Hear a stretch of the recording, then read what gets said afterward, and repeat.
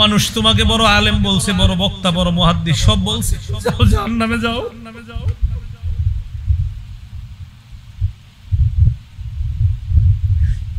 তুমি লড়াই করছো, মানুষ তোমাকে বাহাদুর বলবে এই কারণে, দুনিয়াতে বাহাদুর বলছে, যাও জাহান্নামে যাও। দাতাকে বলবে তুমি যেন বড় দাতা, এটা বলার জন্য তুমি দুনিয়াতে দান করছো, জাহান্নামে যাও। হাদিসে নবীজি বলছেন উলাইকা সালাসাতু সাআরু বিহিমুন নার আউয়ালু মান তুসাআরু বিহিমুন নার, এই তিনজনকে দিয়ে জাহান্নাম জ্বালাবে আল্লাহ। সর্বপ্রথম এই তিনজনের মাধ্যমে জাহান্নাম জ্বালাবে। বুলুগুল মারাম হাদিসের কিতাবের নাম 440 নম্বর হাদিস। ক্বালা রাসূলুল্লাহ সাল্লাল্লাহু আলাইহি ওয়াসাল্লাম, আল্লাহ নবী বলেন ইন্না আখওয়াফা মা আখাফু আলাইকুম আশ-শিরকুল আসগর, আমি তোমাদের ব্যাপারে যে জিনিসটার ভয় সবচেয়ে বেশি পাই সেটা হলো ছোট শিরিক তোমরা করবা। এই ছোট শিরিকের নাম হলো আর-রিয়া, লোক দেখানো ইবাদত করা। লোক দেখানো ইবাদতকে ছোট শিরিক বলা হয়। ইবনে মাজার 4204 নম্বর হাদিসের বর্ণনা। আবু সাঈদ খুদরি রাদিয়াল্লাহু তাআলা আনহু বলেন খরজা আলাইনা রাসূলুল্লাহ সাল্লাল্লাহু আলাইহি ওয়াসাল্লাম ওয়া নাহনু নাতাযাকারুল মাসীহাদ দাজ্জাল। আল্লাহর নবীর সাহাবা আবু সাঈদ খুদরি বলেন আমরা দাজ্জালের ব্যাপারে আলোচনা করছিলাম। দাজ্জাল ভয়ঙ্কর প্রাণী, দাজ্জাল কত বড় ফিতনা হবে দুনিয়ার জন্য, এই ব্যাপারে আমরা আলোচনা করছিলাম। ইতিমধ্যে আল্লাহর নবী আমাদের সামনে আসলেন। আসার পর নবী বলেন আলা উখবিরুকুম বিমা হুয়া আখাফু আলাইকুম মিনাল মাসীহিদ দাজ্জাল, আমি কি তোমাদেরকে এমন একটা ব্যাপারে বলবো না যে ব্যাপারটা আমি দাজ্জালের চাইতে বেশি ভয় পাই? সাহাবারা বললেন এটা আবার কি ইয়া রাসূলুল্লাহ? আল্লাহ নবী বললেন আশ-শিরকুল খাফি, গোপন শিরিক করা। গোপনে শিরিক করা, এই শিরিকে তোমরা লিপ্ত হবা। আমার উম্মত দাজ্জাল তোমাদের জন্য যতটা ভয়ঙ্কর, এই গোপন শিরিক তোমাদের জন্য এর চাইতে আরো বেশি ভয়ঙ্কর। গোপন শিরিকে তোমরা লিপ্ত হবা। হজ করবা তো মানুষকে দেখানোর জন্য, কুরবানি দিবা তো মানুষকে দেখানোর জন্য, এটাকে গোপন শিরিক বলা হয়, ছোট শিরিক বলা হয়। এই শিরিকে তোমরা লিপ্ত হবা। আমি দাজ্জালের চেয়ে বেশি ভয় পাই, তোমরা এটা করবা। গরু কিনা যদি প্রতিযোগিতা হয় উদ্দেশ্য, তো নবীজি বলেন এটা আমি দাজ্জালের চেয়ে বেশি ভয় পাই যে আমার উম্মত এই জাতীয় অপরাধের মধ্যে লিপ্ত হয়ে যাবে। এটা নবীজি সাল্লাল্লাহু আলাইহি সাল্লাম দাজ্জালের চেয়ে বেশি ভয় পাইলেন, কারণ এটা শিরিক যুক্ত ইবাদত হয়ে যায়, শিরিক যুক্ত আমল। শিরিক যুক্ত আমল আল্লাহ কবুল করে না। এইজন্য হজ এটাও হবে আল্লাহর জন্য, কুরবানি এটাও হবে কার জন্য? আল্লাহর জন্য কুরবানি হবে। কারণ আল্লাহ পাক রব্বুল আলামিন বলেছেন ওয়াল বুদনা জাআলনাহা লাকুম মিন শাআইরিল্লাহ, এই পশু কুরবানি, ওট কুরবানি ইত্যাদি এগুলা কুরবানি করা আমি তোমাদের জন্য ইসলামের একটা নিদর্শন বানিয়েছি, শিয়ার। এগুলা ইসলামের নিদর্শন। আরেক আয়াতে আল্লাহ বলেন ওয়ালিউকাব্বিরুল্লাহ আলা মা হাদাকুম, মানুষ যেন আল্লাহর বরত্ব বর্ণনা করে। এজন্য আল্লাহু আকবারের দ্বারা কুরবানি শুরু হবে। আরেক আয়াতে আল্লাহ বলছে ওয়ালিয়াযকুরুসমাল্লাহ আলা মা রাযাকাহুম মিন বাহিমাতিল আনআম, আল্লাহ তাদেরকে যে চতুষ্পদ জন্তু দান করেছেন, এই চতুষ্পদ জন্তু জবাই করার সময় তারা যেন আল্লাহর নাম নেয়। একমাত্র আল্লাহর জন্য কুরবানি করা, কুরবানি অন্য কারো জন্য হবে না। কুরবানি আল্লাহ খুশি করার জন্য, আল্লাহর জন্য কুরবানি করা। হজের ক্ষেত্রে একই কথা আসছে হাদিসের মধ্যে, বুখারী শরীফের 1521 নম্বর হাদিস। ক্বালা রাসূলুল্লাহ সাল্লাল্লাহু আলাইহি ওয়াসাল্লাম মান হাজ্জা লিল্লাহি ফালাম ইয়ারফাস ওয়া লাম ইয়াফসুক রাজা'a কায়াউমিন ওয়ালাদাতহু উম্মুহু। নবীজি বলেন কোন মানুষ যদি আল্লাহর জন্য হজ করে, হজের মধ্যে অশ্লীল কথা বলবে না, অশ্লীল কর্ম করবে না, এই ব্যক্তি যখন হজ থেকে ফিরে আসে, মা তাকে জন্ম দিলে যেইভাবে নিষ্পাপ হয়ে যায়, এই বান্দা হজ থেকে নিষ্পাপ অবস্থায় দুনিয়ায় প্রত্যাবর্তন করেন। হজ কোরবানি দুটোটা ইব্রাহিম আলাইহিস সালাতু ওয়াস সালাম থেকেই প্রচলন। মানে হজের ঘোষণাটা ইব্রাহিম নবী দিয়েছেন। কাবা বানানোর পর আল্লাহর কাছে দোয়া করলেন, রব্বানা তাকাব্বাল মিন্না ইন্নাকা আনতাস সামিউল আলিম। আল্লাহ আপনি কবুল করেন, আমাদের থেকে আপনি কবুল করেন। আমি আমার ছেলে যে ঘর বানাইছি ঘর আমাদের থেকে আপনি কবুল করেন। আপনি সর্বশ্রোতা সর্বজ্ঞানী।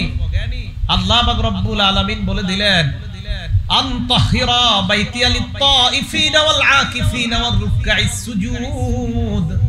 আপনি আর আপনার ছেলে আনতাহিরা বাইতিয়া লিত-তাইফিন, আমার ঘরটা পবিত্র করেন, কাবাটা পবিত্র করেন। ওয়াল আকিফিনা, এখানে যারা অবস্থান করবে তাদের জন্য পবিত্র করেন। ওয়ার রুকআইস সুজুদ, যারা রুকু করবে সিজদা করবে তাদের জন্য এই ঘর আপনি পবিত্র করেন। আল্লাহ বললেন, ওয়াযদিন ফিন নাসি বিল হাজ্জি আতুকা রিজালা। মানুষের মাঝে আপনি ঘোষণা দিয়ে দেন, মানুষ যেন ঘোষণা শুনে, আপনার ঘোষণা শুনে মানুষ যেন হজের উদ্দেশ্যে আসে, মানুষ হজ করবে। এটাও ইব্রাহিম নবী ঘোষণা দিলেন। মানুষ কোরবানি করবে, এটাও ইব্রাহিম নবীর পাওয়া সুন্নাত। হজ হবে আল্লাহর জন্য, কোরবানিও হবে আল্লাহর জন্য। মুসলমানের সামনে দুইটা গুরুত্বপূর্ণ ইবাদত, একটা হজ আর একটা কোরবানি। উভয় ইবাদত মুসলমান করবে একমাত্র কার জন্য? দুটোটা ইবাদত মুসলমান আল্লাহর জন্য করবে। সেখানে গিয়ে মারা গেল লস নাই, মারা গেল লাভ আছে। বুখারী শরীফের 1266 নাম্বার হাদিস, ক্বালা রাসূলুল্লাহ সাল্লাল্লাহু আলাইহি ওয়াসাল্লাম। হাদিসের বর্ণনা আসছে, আল্লাহর নবীর একজন সাহাবা আরাফার ময়দানে অবস্থান করতেছে, ওয়াকিফুন মা রাসূলিল্লাহ সাল্লাল্লাহু আলাইহি ওয়াসাল্লাম বিআরাফা। হাদিসের বর্ণনা, বাইনামা রাজুলুন ওয়াকিফুন মা রাসূলিল্লাহ সাল্লাল্লাহু আলাইহি ওয়াসাল্লাম বিআরাফা। এক ব্যক্তি আল্লাহর নবীর সাথে আরাফার ময়দানে দাঁড়ায় আছে। ইদ ওয়াকা মিন রাহিলা, ওই লোকটা তার বাহন থেকে আরাফার ময়দানে পড়ে যায়। অবস্থান করতেছিল আরাফার ময়দানে, নবীজির পাশেই বাহন থেকে পড়ে গেছে। সাহাবারা বললেন, ইয়া রাসূলুল্লাহ, কি করা যায়? নবী বললেন, ইনসিলুহু বিমাইন ওয়া সিদরিন, তাকে পানি আর বরই পাতা দিয়ে গোসল করাও। পানি দিয়ে বরই পাতা দিয়ে গোসল করাও। দুই নাম্বার, কাফিনুহু ফি সাওবাইন, তাকে দুইটা কাপড়ের মধ্যে পেঁচাও। কয় কাপড়ে পেঁচাও? মানুষকে আমরা মুসলমান পুরুষরা মারা গেলে কয় কাপড় দিতে হয়? 3টা। নবীজি বললেন, তাকে কয়টা দাও? 2টা। ওলামারা ছাড়া অন্যরা বলেন তো, হাজী সাহেবরা কয় কাপড় পরে হজ করে? কয় কাপড়? 2 কাপড়। নবীজি বললেন, কাফিনুহু ফি সাওবাইন, 2 কাপড়ের মধ্যে কাফন দাও। ওয়ালা তুহান্নিতুহু, তাকে সুগন্ধি লাগাও না। ওয়ালা তুখাম্মিরু রাসাহু, তার মাথাটা ঢাকবা না। কাফন দিলে মুসলমানের মাথাও ঢাকতে হয়, তাকে আমরা সুগন্ধি লাগাই, কর্পূর আরো কত কিছু লাগাই। আল্লাহ নবী বললেন, সুগন্ধি দিবা না, তার মাথাটা ঢাকবা না। ওই অবস্থায় তাকে তোমরা দাফন দিবা। ফা ইন্নাল্লাহা ইয়াবআসুহু ইয়াউমাল কিয়ামাতি মুলাব্বিয়া, আল্লাহ কিয়ামতের ময়দানে তাকে লাব্বাইক বলা অবস্থায় কিয়ামতের ময়দানে তাকে উঠাবেন। আল্লাহু আকবার, আল্লাহু আকবার, লা ইলাহা ইল্লাল্লাহ, আল্লাহু আকবার, লাব্বাইক আল্লাহুম্মা লাব্বাইক, লা শারীকা লাকা লাব্বাইক, ইন্নাল হামদা ওয়ান নি'মাতা লাকা ওয়াল মুলক, লা শারীকা লাকা লাব্বাইক। এই লাব্বাইক বলতে বলতে যিনি মারা গেছে আল্লাহ তাকে উঠাবেন। কথা বুঝে আসছে? যাদেরকে সামর্থ্য দিছে হজ করেন, যাদেরকে সামর্থ্য দিছে কোরবানি আদায় করেন। এন্ড সামর্থ্য দেওয়ার পরেও যারা হজ না করেন, যদি 5 বছর হয়ে যায়, এমন কয় বছর? আরো জোরে বলেন, কয় বছর? সহিহুত তারগিব নামে একটা কিতাব আছে, 1166 নাম্বার হাদিস, 1166 নাম্বার হাদিস। ক্বালা রাসূলুল্লাহ সাল্লাল্লাহু আলাইহি ওয়াসাল্লাম, ক্বালা আল্লাহু আযজা ওয়া জাল, আল্লাহ নবী বলেন, আল্লাহ হাদিসে কুদসির মধ্যে বলেন, ইন্না আবদান সাহহাতু লাহু জিসমা ওয়া ওয়াসআতু আলাইহি ফিল মাঈশা, কোন বান্দার শরীরটা আমি সুস্থ রাখলাম, তাকে আমি ভরণ পোষণ দিলাম, খাবারের ব্যবস্থা করলাম, রিজিক দিলাম, টাকা পয়সা দান করলাম, অর্থ সম্পদের মালিক বানাইলাম, তার শরীরটা ভালো রাখলাম। ইয়ামজি আলাইহি খামসাতু আওয়াম, 5 বছর হয়ে গেছে লোকটা হজ করে না, 1 বছর করে না, 2 বছর করে না, এইভাবে 5 বছর হয়ে যায়। লা ইয়াফিদু ইলাইয়া, আমার কাছে আসে না, লা মাহরুম, আল্লাহ কয় লোকটা হতভাগা, বঞ্চিত। বলেন নাউজুবিল্লাহ। টাকা দিছে, হজে যায় না, 1 বার, 2 বার, 3 বার, 4 বার, 5 বার, এইভাবে হজে যায় না। তো নবী আল্লাহ পাক রব্বুল আলামিন বললেন, লা মাহরুম, এটা বঞ্চিত। টাকা পয়সা হয়ে গেলে আগে হজ করবেন, টাকা পয়সা হয়ে গেলে। আর ঋণ থাকলে ভিন্ন কথা, ঋণ তো দিতেই হবে, ওটা বেশি জরুরি। ঋণ ছাড়া অন্যভাবে যদি টাকা পয়সা হয়ে যায় হজ করবেন। পরে কি হবে পরে, কারণ হজ করলে আপনি ধনী হয়ে যাবেন। সুবহানাল্লাহ। আর একটু জোরে বলেন সুবহানাল্লাহ। এটা মানতে জানা মানুষ কয় হজ করলে আবার ধনী হয় কেমনে, সুদ না খাইলে কেমনে ধনী হয়, মানে ওই যে আল্লাহ কইছে এর লাগা বিশ্বাস করতে কষ্ট হয়। আর মানুষ সুদ খাইলে বড় লোক হয়, এটা বিশ্বাস করতে তাড়াতাড়ি করে। তিরমিজি শরীফের 810 নম্বর হাদিস, ক্বালা রাসূলুল্লাহ সাল্লাল্লাহু আলাইহি ওয়াসাল্লাম তাবিউ বাইনাল হজ্জ ওয়াল উমরা, আল্লাহর নবী কয় তোমরা হজ উমরা করো একসাথে। ফাইন্নাহুমা ইয়ানফিয়ানিল ফাকর ওয়াজ যুনুব কামা ইয়ানফিল কিরু খাবাসাল হাদিদ ওয়াজ যাহাবি ওয়াল ফিদ্দা। হাপরের আগুনের মধ্যে স্বর্ণ রূপা যেইভাবে এটাকে শুদ্ধ করা হয়, পরিশুদ্ধ করা হয়, স্বর্ণ আর রূপা যেইভাবে ময়লা দূর করে এটাকে সংশোধন করা হয়, হজে আর উমরা আদায় করার পর তোমাদের দারিদ্রতা দূর হয়, তোমাদের গুনাহগুলা ধুয়ে মুছে আল্লাহ সাফ করে দেয়। দারিদ্রতা দূর করে কে? বলেন কে দূর করে? আল্লাহ। ঋণ টিন না থাকলে ইনশাআল্লাহ, টাকা হইলে হজে যাব ইনশাআল্লাহ। ঠিক আছে তো ইনশাআল্লাহ, তাহলে হজে যাবেন ইনশাআল্লাহ। আল্লাহ তৌফিক দান করেন। রাসূল আকরাম সাল্লাল্লাহু আলাইহি সাল্লাম বললেন তোমরা হজ করলে আল্লাহ তোমাদেরকে ধনী বানিয়ে দিবেন। হজ করলে আল্লাহ কি বানাবেন? ধনী বানাবেন। বিশ্বাস হয়তো সবার। হজে যাওয়ার সময় যদি আপনি টাকা পয়সা খরচ করে রওনা করলেন, যদি মারা যান, প্রতিমধ্যে মারা গেছেন। আমি যে মসজিদে তাফসীর করি ওই মসজিদের সভাপতি সাহেব হজে গিয়া আপনার সৌদি আরব গিয়া মারা গেছে। সৌদি আরব গিয়া মারা গেছে। আলহামদুলিল্লাহ তার কবর ওই দেশে হইছে, সৌদি আরব হইছে কবর। ক্বালা রাসূলুল্লাহ সাল্লাল্লাহু আলাইহি ওয়াসাল্লাম, বাইহাকি শরীফ নামে একটা কিতাব আছে, শুআবুল ঈমান 4100 নম্বর হাদিস। নবীজি বলেন মান খরাজা হাজ্জান ফামাতা, কোন ব্যক্তি যদি হজের নিয়তে বের হয়, ফামাতা বের হওয়ার পর মারা যায়, ফাজরুহু আজরুল হাজ্জ ইলা ইয়াউমিল কিয়ামা, আল্লাহ তার আমলনামায় কিয়ামত পর্যন্ত হজের সওয়াব লিপিবদ্ধ করে দেয়। ওয়ামান খরাজা মুতামিরান ফামাতা, উমরা করার জন্য বের হইছে, আগামী রমজানে উমরায় বের হইছে, নিয়ত করছেন। রমজানে কেন উমরা করবেন? ক্বালা রাসূলুল্লাহ সাল্লাল্লাহু আলাইহি ওয়াসাল্লাম উমরাতুন ফি রমাদান কাহাজ্জাতিন মাই, আল্লাহ নবী কয় রমজান মাসে যেই ব্যক্তি উমরা করবে সে যেন আমার সাথে হজ করছে। বুঝাইতে পারি নাই, নবীজি কি বললেন? উমরাতুন ফি রমাদান কাহাজ্জাতিন মাই, রমজান মাসে কেউ উমরা করলে আমার সাথে হজ করার সওয়াব। এইজন্য বললাম রমজানে উমরার নিয়ত করেন। তো রমজানে যদি উমরায় যান, যাওয়ার পর ফামাতা প্রতিমধ্যে যদি মারা যান, ফাজরুহু আজরুল মুতামিরি ইলা ইয়াউমিল কিয়ামা, কিয়ামত পর্যন্ত উমরা আদায়কারীর সওয়াব আল্লাহ আপনাকে দিবেন। ওমান খরাজা গাজিয়ান ফি সাবিলিল্লাহ, কোন ব্যক্তি যদি জিহাদের ময়দানে রওনা করে, করার পর প্রতিমধ্যে মারা যায়, নিয়ত আসেনি?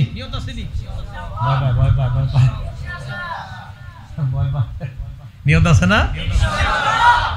কোন ব্যক্তি জিহাদে বের হয়েছে, জিহাদের নিয়তে বের হয়, ফামাতা প্রতিমধ্যে যদি মারা যায়, ফাজরুহু আজরুল গাজি ইলা ইয়াউমিল কিয়ামা, কিয়ামত পর্যন্ত আল্লাহ তাকে জিহাদ করার সওয়াব দিয়ে দেয়। তাহলে লস নাই, কি নাই? লস নাই, এটা লাভ আছে। এখন আপনি যাওয়ার সময় টাকা পয়সা কিছু খরচ হবে, আরে হবে কিনা? আসলেই তো খরচ হবে, সত্যি কথাই টাকা পয়সা কিছু খরচ হবে। এখন এই যে আপনার টাকা পয়সা খরচ হবে হজে রওনা করলে, একটা কিতাব আছে সহিহুত তারগিব, এই কিতাবের 1116 নম্বর হাদিস, 1116 নম্বর হাদিস বা 14 নম্বর হাদিস। আম্মা জান আয়েশা সিদ্দিকা রাদিয়াল্লাহু তাআলা আনহার বর্ণনা, আনা আয়েশা রাদিয়াল্লাহু তাআলা আনহা ক্বালা রাসূলুল্লাহ সাল্লাল্লাহু আলাইহি ওয়াসাল্লাম লি আয়েশা, আম্মা জান আয়েশা বলেন আল্লাহর নবী আমাকে বললেন, আয়েশা টাকা পয়সা খরচ করে হজে আসলা, কষ্ট করে হজে আসলা, বাংলাদেশ থেকে রওনা করলে কত কষ্ট হয়, পাসপোর্ট করতে হয়, ভিসা করতে হয়, হাজি ক্যাম্পে গিয়ে কত জনের চাপ খাইতে হয়, মারামারি পর্যন্ত বুড়ারা লেগে যায়। নাউজুবিল্লাহ, ঠিক হয় নাই? অনেকে মারামারি লাগে, মুরব্বীরা কষ্ট নিয়েন না, এই অংশ আমি ফিরাই নিচ্ছি, এটা বলিনি। যাই হোক, অনেক হাজি সাহেব এরকম ঝগড়া লেগে যায়, মারামারি লেগে যায় অনেকেই হজ ক্যাম্পে, মানে অর্থাৎ মেজাজ নিয়ন্ত্রণ থাকে না অনেক সময়, হতেই পারে এটা। এই যে কষ্ট সহ্য করে বিভিন্ন জন বিভিন্ন কথা কয়, হ্যাঁ, তো বিভিন্ন জন বিভিন্ন কথা কয়, এই যে কথা সহ্য করে, ভিসানিদের সিরিয়াল ধরা লাগে, খুব মন দিয়ে শুনেন, পাসপোর্টের সিরিয়াল লাগে, টাকা দাও যাকে, এই যে একটা পেরেশানি হয় না, ক্বালা রাসূলুল্লাহ সাল্লাল্লাহু আলাইহি ওয়াসাল্লাম, আল্লাহ নবী বলেন, আয়েশা ইন্নালাকি মিনাল আজরি আলা ইন্নালাকি মিনাল আজরি ইন্নালাকি মিনাল আজরি আলা নাসাবিকি ওয়া নাফাকাতিক। আয়েশা, যেই পরিমাণ কষ্ট হাজী সাহেবের হয়, যেই পরিমাণ টাকা খরচ করা হয়, প্রত্যেকটা কষ্টর বিনিময়ে আল্লাহ তাকে সওয়াব দিয়ে দেয়। যতগুলা কষ্ট হয়, পাসপোর্ট ভিসা সহ টাকা পয়সা অর্থ যা খরচ হয়, সব সওয়াব আল্লাহ তাকে দান করে দেয়। এই জন্য হজে যাওয়ার পর এটাতে কোনো লস নাই, এটা লাভ আছে। ক্বালা রাসূলুল্লাহ সাল্লাল্লাহু আলাইহি ওয়াসাল্লাম, এটা কিতাব আছে নাম তাখরিজুল মুসনাদ, 12 নম্বর খণ্ড, 379 নম্বর পৃষ্ঠা। আল্লাহ নবী বলেন, সালাসাতুন ফি জিমানিল্লাহ, 3 ব্যক্তি আল্লাহর জিম্মায় থাকে। কয় ব্যক্তি? 1 নাম্বার আল গাজী ফি সাবিলিল্লাহ, জিহাদের ময়দানের মুজাহিদ আল্লাহর জিম্মায় থাকে। 2 নাম্বার আল হাজ্জ ওয়াল মুতামির, হাজী সাহেব এবং উমরা আদায় করি আল্লাহর জিম্মায় থাকে। নারীরা হজ করার সুযোগ পায় না, মা বোনরা কিভাবে হজ আদায় করবে? আম্মা জান আয়েশা আল্লাহর নবীকে বললেন, ইয়া রাসূলুল্লাহ, নারল জিহাদ আফজালাল আমাল, আমরা তো দেখি জিহাদ অনেক শ্রেষ্ঠ আমল। আফালা নুজাহিদু ইয়া রাসূলুল্লাহ, হুজুর আমরা নারীরা কি জিহাদের সওয়াব অর্জন করতে পারবো না? হুজুর জিহাদের তো অনেক সওয়াব, তো আমরা নারীরা জিহাদে যাবে না কেন? নবীজি বললেন, লা, তোমরা জিহাদে যাবা না, ওয়ালাকিন্না আফজালাল জিহাদ হাজ্জুন মাবরুর, নারীর জন্য সবচেয়ে শ্রেষ্ঠ জিহাদ হলো কবুল হজ করা। কোন নারীর জিহাদ, এই নারীর জন্য জিহাদ হলো কোন নারী হজে যাওয়ার পর তার হজটা যদি আল্লাহ কবুল করে নেয়, ওই নারীকে জিহাদের ময়দানে গেলে যে সওয়াব, ওই সওয়াব আল্লাহ তাকে দান করে দেয়। মা বোনদেরকে ওয়াজ করবেন, তোমরা হজে গেলেই জিহাদের সওয়াব পাইবা। সহিহ বুখারী হাদিস নাম্বার 1773 নম্বর হাদিসের বর্ণনা, যে মা বোনরা ওনারা হজে গেলেই তাদের হজ্জে মাবরুরের সওয়াব আল্লাহ দান করবেন। তাহলে মা বোনদেরকে আল্লাহ জিহাদের সওয়াব দান করবেন। নাসাই শরীফের 2626 কত হয়? 2626 কয় না, কত হয়? 2626 না, 2626 2626 এই তো। ক্বালা রাসূলুল্লাহ সাল্লাল্লাহু আলাইহি ওয়াসাল্লাম, আল্লাহ নবী বলেন, জিহাদুল কাবীর ওয়াস সাগীর ওয়াদ দাঈফ ওয়াল মারআ আল হজ্জ ওয়াল উমরা। নবীজি বলেন, বৃদ্ধ মানুষের জিহাদ, ছোট মানুষের জিহাদ, দুর্বল মানুষের জিহাদ, নারীর জিহাদ, বৃদ্ধ মানুষের জিহাদ, ছোট মানুষের জিহাদ, নারীর জিহাদ, দুর্বল মানুষের জিহাদ হলো হজ উমরা করা। বৃদ্ধ মানুষ যদি হজ আদায় করে আল্লাহ তাকে জিহাদের সওয়াব দিয়ে দেয়। নারী যদি হজ করে উমরা করে আল্লাহ তাকে জিহাদের সওয়াব দান করে দেয়। মানুষ, বৃদ্ধ মানুষ, তাদের সুযোগ আছে, এরা হজ করলে আল্লাহ তাদেরকে জিহাদের সওয়াব দিয়ে দেয়। তাহলে এদের সামনে কত বড় একটা সুযোগ, এই সুযোগ হাতছাড়া না করা। আল্লাহ যাদেরকে টাকা দিছে, আপনারা তাড়াতাড়ি হজ করবেন, হজ আদায় বিলম্ব না করা। বলেন তো, হজ আদায় কি না করা? বিলম্ব না করা। একটা কিতাব আছে, হাদিসের কিতাব, নাম ইবনে মাজাহ। এই হাদিসের কিতাবের 2883 নম্বর হাদিস, 2883 কত হয়? 2883 2883 2883। ক্বালা রাসূলুল্লাহ সাল্লাল্লাহু আলাইহি ওয়াসাল্লাম, আল্লাহ নবী বলেন, মান আরাদাল হজ্জ ফালইয়াতাআজ্জাল, কোন ব্যক্তি যদি হজের নিয়ত করে সে যেন তাড়াতাড়ি হজ করে। ফাইন্নাহু ক্বাদ ইয়ামরাজুল মারিস, কখনো মানুষ অসুস্থ হয়ে যায়, তুমি হজ আদায় করার জন্য টাকা জমাইলা 5 লাখ 5.5 লাখ, তোমার তো জানা নাই তুমি অসুস্থ হয়ে যেতে পারো। কখনো কখনো প্রয়োজনীয় জিনিস হারায় যায়, এমন হইতে পারে আপনার জমানো টাকা ডাকাতে নিয়ে যাবে, চোরে নিয়ে যাবে। আপনি টাকা জমা টমা রাখছেন আগামী বছর, না না পরের বছর, না না পরের বছর, না পরের বছর, এই খালি পরের বছর বছর করতেছেন, চোরে টাকা নিয়ে যেতে পারে। ওয়াতারিদুল হাজা, প্রয়োজন আপনার সামনে এসে যেতে পারে। এই যে করোনা ভাইরাস নামক প্রয়োজন আসার কারণে কত হাজী সাহেবদের জমানো টাকা শেষ, হজ করতে পারে নাই। কি করতে পারে নাই? হজ করতে পারে নাই। আহারে ভাগ্য খারাপ, হজ যাইতে পারে নাই। তো দেখেন, এই যে এই প্রয়োজন এসে যেতে পারে, তাই নবীজি বললেন তাড়াতাড়ি হজ করো, তাড়াতাড়ি হজ করো। আব্দুল্লাহ ইবনে আব্বাসের বর্ণনা, সহিহুত তারগিব কিতাবের হাদিস নাম্বার 1111, 4 একে কত হয়? 1111, কি সুন্দর হাদিস। আব্দুল্লাহ ইবনে আব্বাস বলেন, তাআজ্জালু ইলাল হজ্জ ইয়ানি আল ফরিদা, তোমরা ফরজ হজ আদায় করো তাড়াতাড়ি, ফরজ হজে বিলম্ব করবা না, ফরজ হজ তাড়াতাড়ি আদায় করো। তাহলে আজকে আমাদের দুইটা আমল আমাদের সামনে, একটা হজ করা আর একটা কুরবানি করা। হজ কার জন্য করা? আল্লাহর জন্য। কোরবানি কার জন্য করা? আল্লাহর জন্য। হজও আল্লাহর জন্য করা, কোরবানি আল্লাহর জন্য। তবে হজটা যেন হজ্জে মাবরুর হয়, এই দোয়া করা আল্লাহর কাছে, মানে কবুল হজ যেন হয়।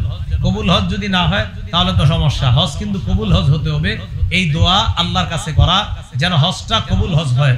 বুখারী শরীফের 1773 নম্বর হাদিস, ক্বালা রাসূলুল্লাহ সাল্লাল্লাহু আলাইহি ওয়াসাল্লাম, আল্লাহর নবী বলেন, আল হাজ্জুল মাবরুর লাইসা লাহু জাযাউন ইল্লাল জান্নাহ, কবুল হজের একমাত্র প্রতিদান হলো মরার সাথে সাথে আল্লাহর জান্নাতের মেহমান। কবুল হজের প্রতিদান আল্লাহ জান্নাতের মেহমান। সহিহ বুখারী হাদিস নাম্বার 1521 নম্বর হাদিস, ক্বালা রাসূলুল্লাহ সাল্লাল্লাহু আলাইহি ওয়াসাল্লাম, আল্লাহর নবীকে এক সাহাবা প্রশ্ন করলেন, কোন আমল সবচেয়ে শ্রেষ্ঠ? নবী বললেন, ঈমানুন বিল্লাহি ওয়া রাসূলি, আল্লাহর উপর ঈমান আনা, নবীর উপর ঈমান আনা সবচেয়ে শ্রেষ্ঠ আমল। সাহাবা প্রশ্ন করলেন, এরপর কোন আমলটা শ্রেষ্ঠ? নবীজি জবাব দিলেন, এরপর আল জিহাদু ফি সাবিলিল্লাহ, আল্লাহর রাস্তায় জিহাদ করা শ্রেষ্ঠ ইবাদত। আপনি জানেন হজের মাসালা পড়তে গিয়ে আমি দেখি সব জায়গায় জিহাদের কথা বেশি বলেছে। হজ জিহাদ, হজ জিহাদ। কেন? হজ করতে কষ্ট হয়, জিহাদেও কষ্ট হয়, তাই নবীজি হজ জিহাদ, হজ জিহাদ সব জায়গায় হজের কথা আনছে, জিহাদের কথা আনছে। তো নবীজি বলছে সবচেয়ে শ্রেষ্ঠ ইবাদত কোনটা? বললেন ঈমান আনা আল্লাহর উপর, নবীর উপর ঈমান আনা। 2 নাম্বার বলতেছে, তো নবীজি সাল্লাল্লাহু আলাইহি সাল্লাম জবাব দিলেন, 2 নাম্বার শ্রেষ্ঠ ইবাদত, এই ইবাদতটা হলো আল্লাহর রাস্তায় জিহাদ করা। জিহাদ মানে সন্ত্রাস না, এটা জনগণকে বুঝাইতে হবে, জনগণকে বয়ান দিয়ে বুঝাইতে হবে, জনগণকে কাছে গিয়ে বুঝাইবেন যে সন্ত্রাস আর জিহাদ এক না। আপনারা জঙ্গি মনে করেন যাকে, এটার নাম জিহাদ না। জিহাদ একটা পবিত্র জিনিসের নাম, পবিত্র বিধানের নাম। সন্ত্রাস আর জঙ্গি দমন করার শ্রেষ্ঠ পদ্ধতির নাম হলো জিহাদ। সন্ত্রাস এবং জঙ্গি দমন করার পবিত্র পদ্ধতির নাম জিহাদ। জিহাদ মানে জঙ্গিবাদ না, জিহাদ মানে সন্ত্রাস না। সন্ত্রাস নির্মূল করার নাম জিহাদ, জঙ্গিবাদ নির্মূল করার নাম জিহাদ। অবৈধভাবে অন্যায়ভাবে কোনো মুসলমানের উপর, কোনো মানুষের উপর আক্রমণ করা, এই আক্রমণ যেন না হয়, এটাকে প্রতিহত করার নাম জিহাদ। ইতিহাস জনগণকে বলবেন 13 বছর মুসলমানরা শুধু আক্রমণ সহ্য করছে, এরপরে আল্লাহ পাক রব্বুল আলামিন বলছে এবার আর সহ্য না, এবার প্রতিহত করেন। প্রথমেই বলে নাই যে আপনারা শুধু এবারে ঝাঁপিয়ে পড়েন, আল্লাহ বলছে প্রতিহত করেন। এরপরে আল্লাহ বলছে উযিনা লিল্লাযীনা ইয়াকাতালুনা বিআন্নাহুম যুলিমু, আর জুলুমের শিকার হওয়া যাবে না, এবার আপনারা পাল্টা আক্রমণ করবেন। তাহলে ইসলাম কি শিক্ষা দেয়? ইসলাম প্রথমে কারো উপর আক্রমণ করে না, অন্যরা আক্রমণ করে, ইসলাম এটাকে দমন করে। ইসলাম আক্রমণ শিখায় না, ইসলাম নিপীড়ন শিখায় না, ইসলাম জুলুম শিখায় না, ইসলাম নির্যাতন শিখায় না। নির্যাতন প্রতিহত করা ইসলাম শিখায়, জুলুম প্রতিহত করা ইসলাম শিখায়, জঙ্গিবাদ দমন করা ইসলাম শিখায়, সন্ত্রাস নির্মূল করা ইসলাম শিখায়। ইসলাম আর জিহাদ হলো একটা পবিত্র বিধানের নাম, এটা মনে রাখতে হবে। জিহাদ মানে সন্ত্রাস না, এটা বুঝাবেন জনগণকে। ইসলামের ইতিহাস শোনাবেন, মক্কা জীবন শোনাবেন, নবীর মদিনা জীবন শোনাবেন। আমি বিশ্বাস করি যারা এটা বুঝে না, এরা যখন মক্কা মদিনা জীবনী শুনবে, নবীজির এই জীবনী তাদের সামনে বললে, তখন স্পষ্ট বুঝবে তারা আসলে তো ইসলাম সন্ত্রাসের নাম না, ইসলাম কোন সন্ত্রাসী কর্মকাণ্ডের নাম না, জিহাদ কোন সন্ত্রাসী কর্মকাণ্ডের নাম না। এটা মানুষকে ভুল বুঝানো হয়, এই জন্য মানুষ জিনিসটা বুঝে না। কথা কি বুঝে আসছে সবার? এই জন্য আপনারাও সবাই মক্কা জীবনী মদিনা জীবনীটা পড়বেন, নবীজির মক্কি জীবনী মদিনা। প্রথমে 13 বছরের জীবনীটা পড়বেন আলাদা, আন্দাজি প্রথমে মদিনা জীবন পড়বেন না, প্রথমে মক্কি জীবন পড়বেন। গোটা 23 বছর পড়ার আগে প্রথমে 13 বছর পড়বেন, এরপরে 10 বছর পড়বেন, এইভাবে 23 বছর পড়বেন। আপনি স্পষ্ট বুঝতে পারবেন মুসলমান শুধু আক্রমণ সহ্য করেছে, আর আক্রমণ প্রতিহত করার নাম হয়েছে জিহাদ। তাহলে বলেন তো, জিহাদ মানে কি প্রথমে আক্রমণ করছে না আক্রমণ প্রতিহত করছে? হ্যাঁ, এটার নাম জিহাদ। এটা আমরা বুঝাইতে হবে। এটা যারা বুঝে না এদেরকে বুঝান, কাছে ডেকে ডেকে বুঝাবেন। আমি অনেককে বুঝাইতে সক্ষম হয়েছি, যারা বুঝতো না, বুঝানোর পর এদেরকে বই দিছি ধরে ধরে, এই বই পড়েন, পড়ার পর ক্লিয়ার হবে জিহাদ কাকে বলে, সন্ত্রাস কাকে বলে। তখন ওই বই পড়ার পর তাদের কাছে স্পষ্ট হয়েছে জিহাদ হলো পবিত্র বিধান, সন্ত্রাস হলো আবু জাহেলের নাম। জিহাদ হলো পবিত্র বিধান, সন্ত্রাসী কর্মকাণ্ড কাফেররা শুরু করছে প্রথম, মুসলমানরা শুরু করে নাই। তাহলে সন্ত্রাসী কর্মকাণ্ড কি মুসলমানরা করছে প্রথম না কাফেররা? এটা কেন বললাম? হজের সাথে জিহাদের কথা সব জায়গায় আসতেছে, এটা যেন কেউ ভুল না বুঝেন যে হুজুর জিহাদের সাথে হজের একটা হজ একটা কত বড় ইবাদত, এটার সাথে আবার আপনারা এই জঙ্গি জঙ্গি শব্দটা বলেন কেন? তাহলে জিহাদ মানে কি জঙ্গি না? জঙ্গিবাদ দমন করা। জিহাদ মানে কি সন্ত্রাস, সন্ত্রাস দমন করা। মনে থাকবে তো সবার? আমি আমাদের বাংলাদেশের কোন একটা সাইনবোর্ডের মধ্যে লেখা দেখছি, কোথায় মনে নাই, হাঁটতে হাঁটতে, যে জিহাদ আর সন্ত্রাস এক না। কি লেখা আছে ওখানে? জিহাদ আর সন্ত্রাস এক না। লেখাটা দেখে আমার খুব ভালো লাগছে যে হ্যাঁ, এই সত্যি কথা লেখা। এটা আমাদের দেশের কোন একটা ফোর্স, কোন এক বাহিনী লেখা রাখছে জিহাদ আর সন্ত্রাস এক না। ওনারা লেখা রাখছে, কোন একটা বাহিনী সম্ভবত সরকারি, ওনারা লিখে রাখছে। এইটা একদম সত্য কথা, জিহাদ সন্ত্রাস এক না। তাহলে এটা বুঝাইতে হবে জনগণকে, জিহাদ ভাই একটা পবিত্র বিধানের নাম, এটা সন্ত্রাস না। আপনার আব্বাকে বুঝাইবেন, আপনার আম্মাকে বুঝাইবেন, আপনি যেই ভাইটা কলেজ ভার্সিটিতে পড়ে তারে বুঝাইবেন, বলবেন 13 বছরের নবীর জীবনীটা পড়েন, এরপরে 10 বছরের জীবনী পড়েন, ইনশাআল্লাহ সবার সামনে ক্লিয়ার হবে জিহাদ কাকে বলে, সন্ত্রাস কাকে বলে। কি মনে থাকবে তো সবার ইনশাআল্লাহ? নবীজির জীবনীটা সবাই পড়বেন তো ইনশাআল্লাহ? ঘরে ঘরে সবাই নবীর জীবনীটা পড়া দরকার। আমার বয়ানও আছে সিরাত সিরিজের উপর, সিরাত মানে নবীর জীবনীর উপর লম্বা আলোচনা আছে, সম্ভবত 14-15 সিরিজে বয়ান আছে। সিরাত আল মুস্তাকিম চ্যানেলের মধ্যে আছে হয়তো, তো ওখানে পাওয়া যায় একদম নবীজির জন্ম থেকে নিয়ে আস্তে আস্তে কিভাবে এইভাবে একের পরে এক গিয়েছে, এইভাবে আলোচনাগুলা আছে, সম্ভবত পাওয়া যাবে। এখন আছে কিনা আমি জানি না, থাকলে তো ভালো কথা, না থাকলে নাই, না থাকলে আবার কখনো করলে শুনে নিবেন জিহাদ আর সন্ত্রাস কি এক কিনা। খায়ের বলতেছিলাম যে সব জায়গায় হজের সাথে জিহাদ, হজের সাথে জিহাদ। তো রাসূল আকরাম সাল্লাল্লাহু আলাইহি সাল্লাম বললেন 2 নাম্বার আল্লাহর কাছে প্রিয় আমল জিহাদ করা। পরে প্রশ্ন করলো হুজুর এরপর সবচেয়ে শ্রেষ্ঠ আমল কোনটা? নবীজি বললেন হাজ্জুন মাবরুর, হজ্জে মাবরুর, কবুল হজ করা। এই কবুল হজ হলো এরপরে সবচেয়ে শ্রেষ্ঠ ইবাদত। বুখারী শরীফের 1521, 1520, 1521, 1573 এই সব হাদিসগুলা হজের ব্যাপারে, জিহাদের ব্যাপারে। তাহলে হজ এবং জিহাদ একসাথে আসাটা বুঝতে হবে আমাদের, হজও আল্লাহর জন্য, জিহাদও আল্লাহর জন্য। বাকি পাশে আমরা ব্যাখ্যাটা করে দিব যে জিহাদ মানে এটা সন্ত্রাস না। আমাদের অনেক হাজী সাহেবরা হজে যাওয়ার সময় এই বয়ান শুনলে অনেক অবুঝ বলতে পারে, এটা আবার কি কইলেন জিহাদ হজের সাথে, আপনি আবার এটা কোন বয়ান লাগাইলেন? তখন বুঝাই দিতে হবে যে ভাই আসলে বিষয়টা এমন। আল্লাহ আমাদের, আপনারা কি মোটামুটি বুঝছেন জিহাদ আর সন্ত্রাস কি এক না? এটা সম্পূর্ণ আলাদা। এটা শুধু এই জায়গায় মাথা নাড়াইলে হবে না, লোকদেরকে ধরে ধরে বুঝাবেন, এই সত্যি কথাটা মানুষকে বুঝাবেন। মাদ্রাসা হুজুররা কি সব দায়িত্ব নিছে? আপনারাও নিতে হবে। খালি চান যে হুজুররা সব বাড়ি খাক, পিঠা বুড়া খাক, আপনারা না খান। এই জন্য আপনারাও বুঝাবেন সবাইকে, আল্লাহ তৌফিক দান করেন। তো রাসূল আকরাম সাল্লাল্লাহু আলাইহি সাল্লাম আমাদেরকে বলে দিলেন এই 2 ইবাদত করতে গিয়ে আমরা যেন লোক দেখানো ইবাদত না করি। আল্লাহ আমাদের সকলকে লোক দেখানো ইবাদত যেন আমরা না করি, এই ইবাদত থেকে আমাদেরকে বেঁচে থাকার তৌফিক দান করেন। লোক দেখানো ইবাদত বলতেছিলাম শিরিক, ছোট শিরিক আর হলো গোপন শিরিক। এই গোপন শিরিক আর ছোট শিরিক কোন আমলের সাথে লাগলে এই আমলের ব্যাপারে আল্লাহ বলে আমি এই আমল থেকে মুক্ত, বলেন নাউজুবিল্লাহ। ইবনে মাজাহ কিতাবের নাম, হাদিস নাম্বার 4202 নাম্বার হাদিস। ক্বালা রাসূলুল্লাহ সাল্লাল্লাহু আলাইহি ওয়াসাল্লাম, আল্লাহ নবী বলেন ক্বালাল্লাহু আযজা ওয়া জাল, আল্লাহ বলেন আনা আগনা শুরাকা আনিশ শিরকি, আমি যারা আমার সাথে শিরিক করে তাদের সাথে আমি আল্লাহ পুত পবিত্র, তাদের থেকে আমি আল্লাহ পূর্ণ পবিত্র। শিরিককারীদের সাথে আমি আল্লাহ নাই। আল্লাহ বলেন ফামান আমিলা লি আমালা, আমার জন্য যদি কেউ আমল করে, বলেন তো আমরা কুরবানি করি কার জন্য? হজ করি কার জন্য? আল্লাহ বলে আমার জন্য যদি কেউ আমল করে, আশরাকা ফিহি গায়রি, এই আমলের মধ্যে যদি আমি ছাড়া অন্য কাউকে অংশীদার বানায়। দেখেন কি বলে আল্লাহ, আল্লাহ বলে আমার জন্য যদি আমল করে, এই আমলের মধ্যে যদি অন্য কাউকে অংশীদার বানায়, তাহলে আল্লাহ বলেন আনা বারিউম মিনহু, আমি এই আমল থেকে মুক্ত, এই আমলের ব্যাপারে আমি জানি না।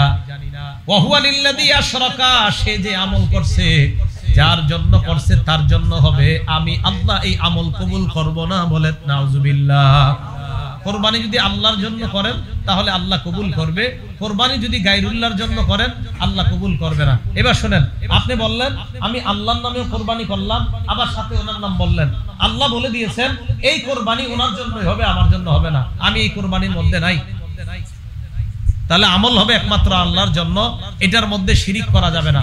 আর শিরিকের আরেকটা বিষয় হলো আপনি রিয়া করা। আমি বড় গরু জবাই করতেছি, মানুষ যেন দেখে আর বলে আহ দেখ কত বড় গরু। তো আল্লাহ বলেন আমি এই জাতীয় আমল থেকে মুক্ত, এই জাতীয় আমলের সাথে আমি নাই। এবার আরেকটা হাদিস শুনেন, কিয়ামতের ময়দানের বিভীষিকাময় মুহূর্তে। ইবনে মাজাহ হাদিসের কিতাবের নাম 4203 নাম্বার হাদিস। এই হাদিসের কিতাবের মধ্যে আসছে ক্বালা রাসূলুল্লাহ সাল্লাল্লাহু আলাইহি ওয়াসাল্লাম, আল্লাহ নবী বলেন ইদা জামা আল্লাহুল আউয়ালিন ওয়াল আখিরিন, আল্লাহ পাক রব্বুল আলামিন কিয়ামতের ময়দানে পূর্বাপর সকলকে যখন একত্রিত করবে, করার পর নাদা মুনাদিন, একজন আহ্বানকারী ঘোষণা করবে কিয়ামতের ময়দানে, ঘোষণা করে বলবে শোনো, ফামান আশরাকা ফি আমালিন আমিলাহু লিল্লাহ। দেখেন কি কয়, কোন ব্যক্তি এমন আমল করছে যে আমলটা আল্লাহর জন্য করছে, তবে করার সময় আমলের মধ্যে শিরিক করছে, রিয়া করছে, ওই ব্যক্তি বলবে কিয়ামতের ময়দানে শোনো তোমরা, ফাল্লাতুম সাওয়াবাহু মিন ইনদি গায়রিল্লাহ, যাদেরকে দেখানোর জন্য তুমি আমলটা করছো তাদের কাছে সওয়াব চাও, তাদের কাছে সওয়াব তালাশ করো, আল্লাহ তোমাদেরকে সওয়াব দিবে না। তোমরা যাদেরকে দেখানোর জন্য ইবাদত করছিলা তাদের কাছে সওয়াব তালাশ করো, আল্লাহ তোমাদেরকে সওয়াব দিবে না। তো বলবে ফাল্লাতুম সাওয়াবাহু মিন ইনদি গায়রিল্লাহ, সেজন্য আল্লাহ ছাড়া অন্য কারো কাছে সওয়াব তালাশ করে। কেউ যদি কুরবানি আল্লাহ ছাড়া অন্য কারো জন্য করে, ইবাদত যদি আল্লাহ ছাড়া অন্য কারো জন্য করে, তো কিয়ামতের ময়দানে এই ব্যক্তি আল্লাহ পাক রব্বুল আলামিন তার ব্যাপারে আল্লাহর একজন ফেরেশতা বলবে যে আল্লাহর কাছ থেকে আজকে সওয়াব চেও না, অন্য কারো কাছে সওয়াব চাও। তিরমিজি শরীফের 2383 নাম্বার হাদিসের বর্ণনা, রিয়াকারীর আমল যে আল্লাহ কবুল করে না। এই জায়গায় হেফজখানার ছাত্র কারা কারা? হ্যাঁ, এই হাত তোলো তো, মাশাআল্লাহ, হাত নামাও। তোমরা হাফেজ হইতেছো এই নিয়তে, হ্যাঁ ইনশাআল্লাহ তারাবি পড়ায়া টাকা টুকা পাইবা, এই জাতীয় কোনো নিয়ত নাই তো কারো? হ্যাঁ, এই জাতীয় কোনো নিয়ত করা যাবে না যে হাফেজ হওয়ার পর ফতুয়া আমি দিচ্ছি না। ফতুয়া কি এটা নুরিয়া মাদ্রাসার ফতুয়া বিভাগ দিবে? হ্যাঁ, লালবাগ মাদ্রাসার ফতুয়া বিভাগ দিবে।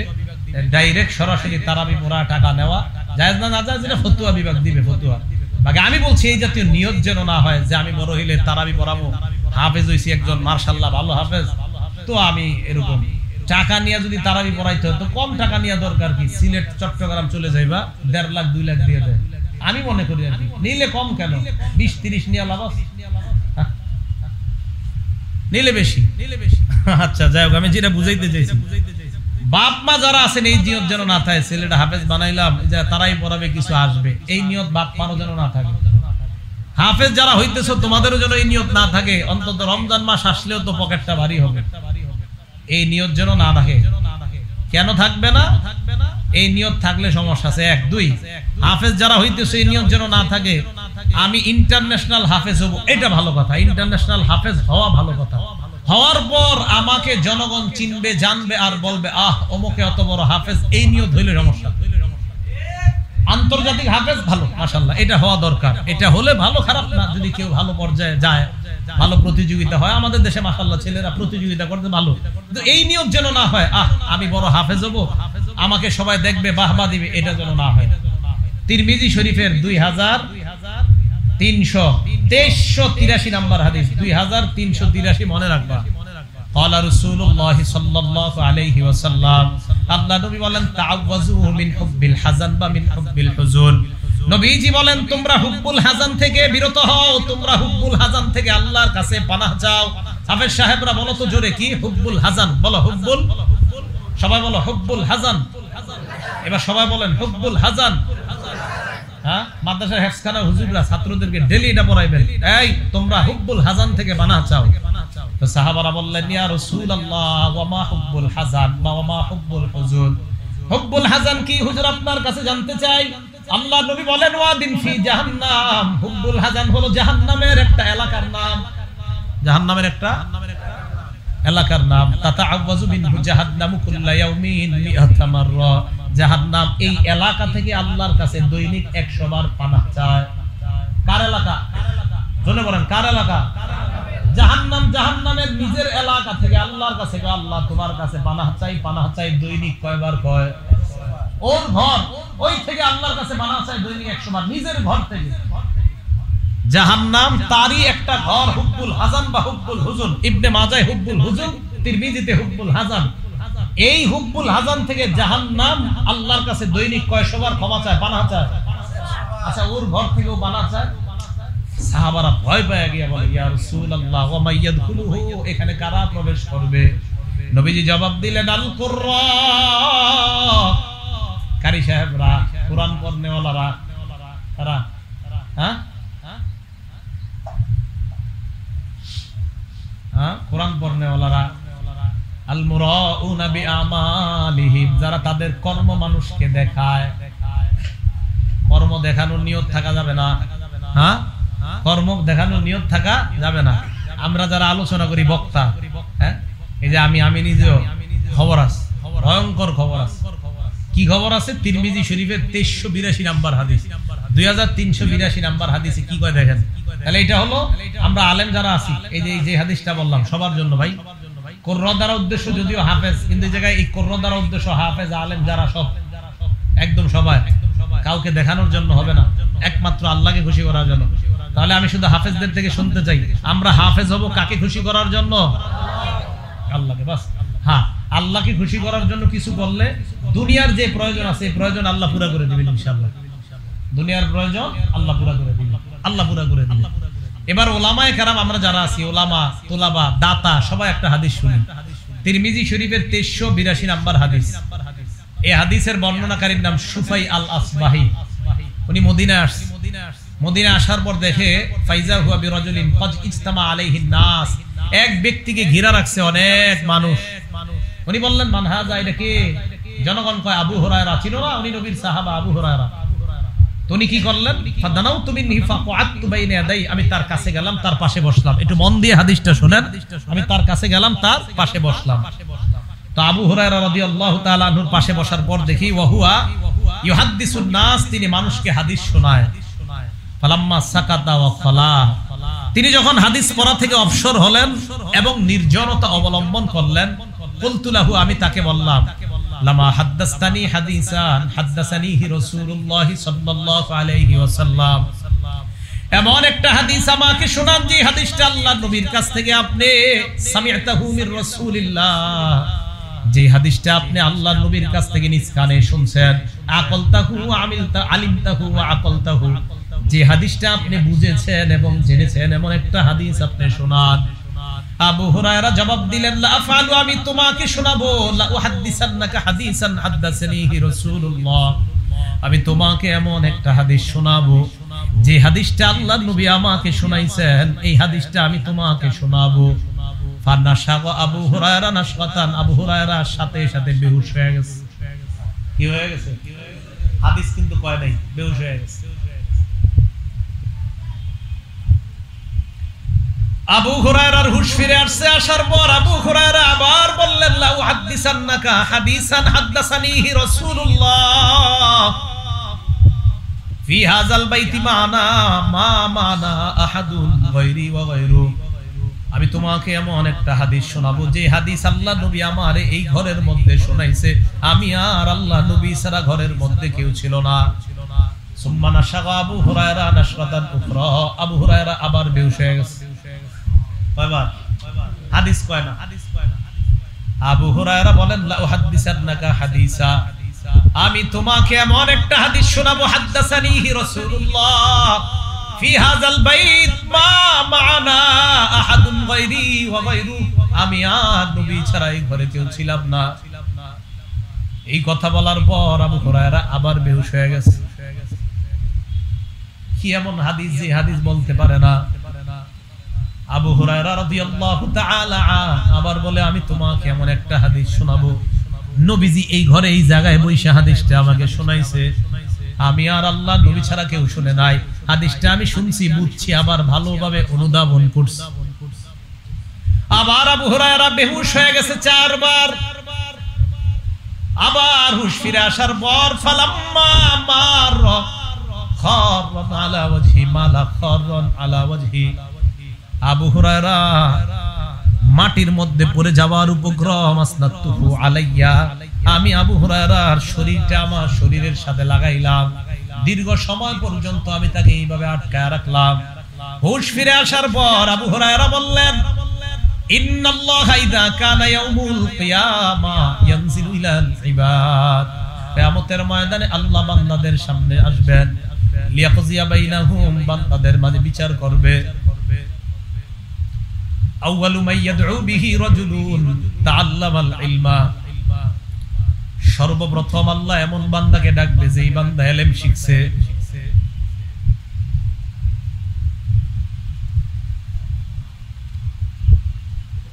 এরপর ডাকবে রাজুলুন কুতিলা ফি সাবিলিল্লাহ, যেই ব্যক্তি আল্লাহর রাস্তায় শহীদ হয়েছে এমন বান্দাকে ডাকবে। এরপর ডাকবে রাজুলুন কাসীরুল মাল, সম্পদশালীকে আল্লাহ ডাকবে।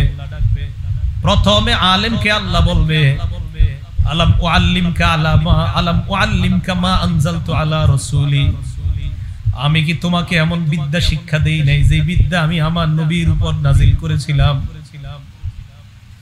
ফামা আলিমতা ফি ফামা আমিলতা ফিমা উল্লিমতা, তোমাকে যে বিদ্যা শিখানো হয়েছে কি আমল তুমি করেছো বলো।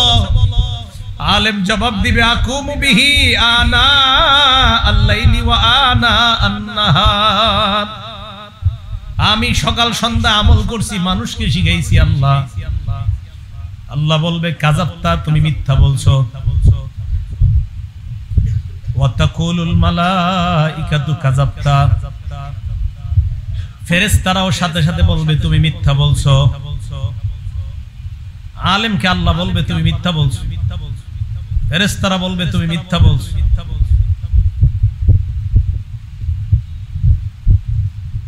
এরপর আল্লাহ শহীদকে ডাক দিয়ে বলবে তুমি কেন শহীদ হয়েছে বলো। শহীদ বলবে আল্লাহ আপনারে খুশি করার জন্য শহীদ হয়েছে। আল্লাহ বলবে এই কারণে না। আলেমকে আল্লাহ বলবে প্রথমে, এরপরে শহীদ। প্রথমে আলেমকেও বলবে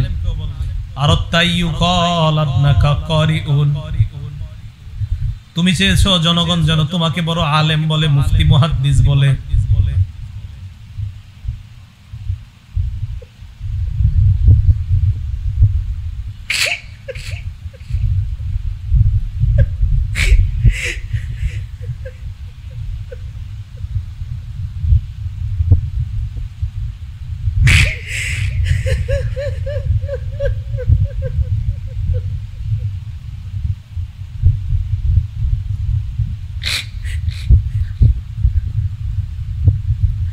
মানুষ তোমাকে বড় আলেম বলছে, বড় বক্তা, বড় মুহাদ্দিস সব বলছে, যাও জাহান্নামে যাও।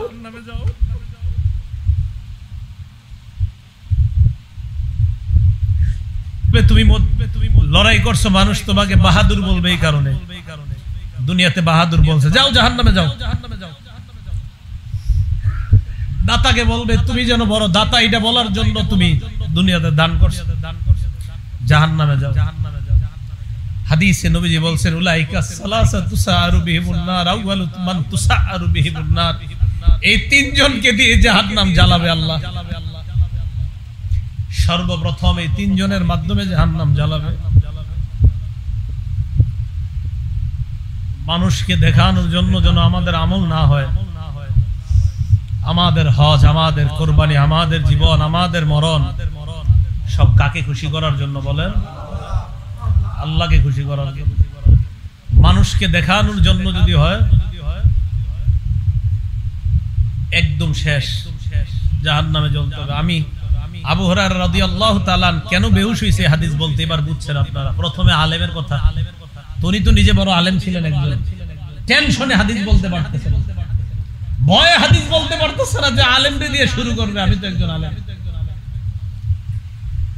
আবু হুরায়রা রাদিয়াল্লাহু তাআলা একবার, দুইবার, চারবার বেহুশ হয়ে গেছে, টেনশন, পেরেশান। আপনাদের সাধারণদের উদ্দেশ্যে আজকে বয়ান করতে আসে। শেষের দিকে কি এক হাদিস মাথায় আসে, এই হাদিস যখন মাথায় আসে তখন আর আপনাদেরকে বয়ান করতে মন চায় না, তখন মন চায় শুধু নিজেরে, আমরা হুজুর যারা আমাদেরকে বয়ান করি, আমরা সাধারণ পাবলিক আপনাদেরকে কি বয়ান করব। বুঝাইতে চাইলাম কোরবানি তো সবাই করি ভাই, কাউরে দেখানোর জন্য কোনো আমল করেন না, নামাজও কাউরে দেখানোর জন্য করবেন না, হজ কাউকে দেখানোর জন্য না। তাহলে আজকে থেকে আমি আপনি আমরা সবাই সিদ্ধান্ত, কি আলেম আর কি আপনারা, আমরা সবার সিদ্ধান্ত আমাদের ছোট বড় সব আমল কার জন্য হবে? আল্লাহর জন্য। আমরা সব আমল আল্লাহর জন্য কি করবো তো ইনশাআল্লাহ। তাহলে হজ কার জন্য, কোরবানি কার জন্য? এটা আল্লাহ বলছে ইন্নাস সালাতি ওয়া নুসুকি ওয়া মাহইয়ায়া ওয়া মামাতি লিল্লাহি রাব্বিল আলামিন, নিশ্চয় আমার নামাজ, ওয়া নুসুকি আমার কোরবানি, ওয়া মাহইয়ায়া আমার জীবন, ওয়া মামাতি আমার মরণ, লিল্লাহি রাব্বিল আলামিন বিশ্ব জগতের রব আল্লাহ। তাহলে আমাদের জীবন, আমাদের মরণ, আমাদের হজ, আমাদের কোরবানি, আমার সব ইবাদত, বলেন মোট কথা আমার আপনার জীবনটাই কার? আল্লাহ। তাহলে যেই জীবন আল্লাহর জন্য, এই জীবনে কিভাবে আমরা কাউকে দেখানোর জন্য ইবাদত করব? যেহেতু জীবনটাই আল্লাহ, তো ইবাদত হবে কার? সহজ হিসাব ভাই, মনে থাকবে তো ইনশাআল্লাহ? কুরবানি আল্লাহর, জীবন আল্লাহর, মরণ আল্লাহর ইনশাআল্লাহ। তো এই মাদ্রাসাটার প্রতি ইনশাআল্লাহ আপনারা খেয়াল রাখবেন। এলাকাবাসী যারা আছেন, উলামায়ে কেরামও আপনারা নেক দৃষ্টি রাখবেন, আর সাধারণ যারা আছেন সবাই নেক দৃষ্টি রাখবেন ইনশাআল্লাহ।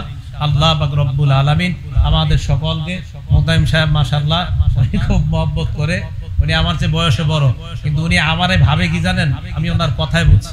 আমাদের মোতায়েম সাহেবের কাছে উনি যা ব্যক্ত করছে, উনি বুঝে অনেক কিছু আমারে, হুজুর আমি আসলে এরকম কিছু না, সত্যি এরকম কিছু না, আপনি যা ভাবেন। আমাদের মোতায়েম সাহেবের কাছে উনি আমারে এমন ভাবে উপস্থাপন করছে, আসলে ওরকম আমি কিছু না। এই জন্য মাশাআল্লাহ বড় হৃদয়ের মানুষ, এই জন্য মানুষে বড় মনে করে দেখে। মুস্তাকুন নবী সাহেবের সাথে সম্পর্ক রাখে, তো এই জন্য মনটা বড়। কার সাথে সম্পর্ক রাখে? আল্লাহ মুস্তাকুন নবী সাহেব আমাদের কুমিল্লার গর্ব, বাংলাদেশের গর্ব, পুরো দুনিয়ার গর্ব। হ্যাঁ, আমাদের পুরা দুনিয়ার গর্ব। হুজুরের এখানে পারলে যাবেন, কুমিল্লা যদি পারেন যাবেন, দেখবেন মুরগির বাচ্চার মতো মানুষ কেমনে ছটফট করে গেলে দেখবেন। পারলে যায়েন হুজুরের। হুজুর কাফেলা যায়নি আপনার কখনো? হুজুরের সাথে প্রত্যেক মাসের শেষ শনিবার এলাকাবাসী যারা আছেন যদি পারেন তখন হুজুরের সাথে যায়েন। কুমিল্লা সুদুন্নপুর আল্লাহ মুস্তাকুন নবী সাহেব হুজুরের কাছে যায়েন, বয়ান শুনেন। একদিন যাই একটু খালি দেখার নিয়তে যায়েন, শোনার নিয়তে। দেখবেন কত বড় বড় মানুষরা গাড়ি নিয়া, কত পরিমাণ, কি পরিমাণ গাড়ি নিয়া, প্রাইভেট কার নিয়া, পাজারো নিয়া মানুষ ওই জায়গায় বসে রয়েছে। এইভাবে হুজুরের সামনে একদম বড় বড় ব্যক্তিরা, কোটি কোটিপতিরা সামনে বসে বসে বয়ান শুনছে, নিজেদেরকে একদম হুজুর বিলাই দিছে। হুজুর কাফেলা নিয়ে যায়, মনে যায় হুজুর কাফেলা যায় না, কাফেলা নিয়ে যখন যায় এলাকাবাসী যারা আছেন যোগাযোগ করলেন, হুজুর আমরাও যাব, কিভাবে যাইতে হয়, বাস ভাড়া করা লাগে, কি লাগে, আমরাও যাব ইনশাআল্লাহ। যায়েন প্রত্যেক মাসের শেষ শনিবার। তো ইনশাআল্লাহ আমিও দাওয়াত দিয়ে দিলাম, আমিও ইনশাআল্লাহ সুযোগ করব হুজুরের কাছে যাওয়ার, খুব শখ। আমি চান্দিনা বাড়ি, এরপরে এখনো যাইতে পারতেছি না, যাবো ইনশাআল্লাহ। আরেকজন আছে আমাদের কুমিল্লার আনিসুর রহমান আশরাফি সাহেব, হ্যাঁ, উনিও হুজুরের সাথে খুব সম্পর্ক হয়, মুস্তাকুন নবী সাহেবের সাথে খুব সম্পর্ক। এই হুজুরের বয়ান আমি মাঝে মাঝে শুনি, আনিসুর রহমান সাহেবের, হ্যাঁ, কথা কয় সব গিয়ে একদম কলিজায় লাগে, সব কথা কলিজায় লাগে। একটা বয়ান করছে, কতবার যে এই বয়ানটা আমি শুনছি জানেন না। ওই যে এই যে একটা বয়ান আছে দেখবেন, যে তুমি আজকে কার জন্য কি করলা, বড় বড় বিল্ডিং করলা, পাইলিং করলা, তুমি মরে যাইবা, সব শেষ। এটা জানেন না, এত হিট করছে এই বয়ান, দিলে হিট করে। কি কইলো উনি? উনি বলতাছে যে আমার বাবা নাই, দাদা নাই, দাদি নাই, কেউ নাই, কিচ্ছু নাই, মিয়া আমিও থাকবো না। ওনাদের বয়ান আমি মাঝে মাঝে চিন্তা করি, আল্লামা মুস্তাকুন নবী সাহেব, আমাদের মাওলানা আনিসুর রহমান আশরাফি সাহেব আমারে খুব মহব্বত করে, ওনারা খুব মহব্বত করে, কিন্তু আসলে আমি অকৃতজ্ঞ বান্দা, এখনো দেখা করতে পারতেছি না। যাবো ইনশাআল্লাহ। হুজুর আনিসুর রহমান আশরাফি সাহেব দেখবেন কোন সুর সার কিচ্ছু নাই, কথা গিয়া শুভ লাগে, দিলে একদম হিট করে। কি আজীব আমলি মানুষ তো, আমলি মানুষ তো যা কয় তাই ভালো লাগে। আমলি মানুষ দেখবেন যা কইব এটাই ভালো লাগে। আপনারা যদি একটা থাবরও দেয় আমলি মানুষ, জি হুজুর মারেন আমারে মারেন, তাও ভালো লাগবে। যাই হোক, আমলি মানুষদের কাছে বেশি বেশি যাবেন, যারা আমল করে তাদের কাছে খুব বেশি যাবেন। আল্লাহ আমাদের সকলকে জীবনটা যেন আল্লাহ ওয়ালাদের সাথে থেকে, তাদের থেকে যেন আমরা দিন শিখতে পারি, ইসলাম শিখতে পারি, কোরআন সুন্নাহ মোতাবেক যেন জীবনটা পরিচালনা করতে পারি। আল্লাহ তৌফিক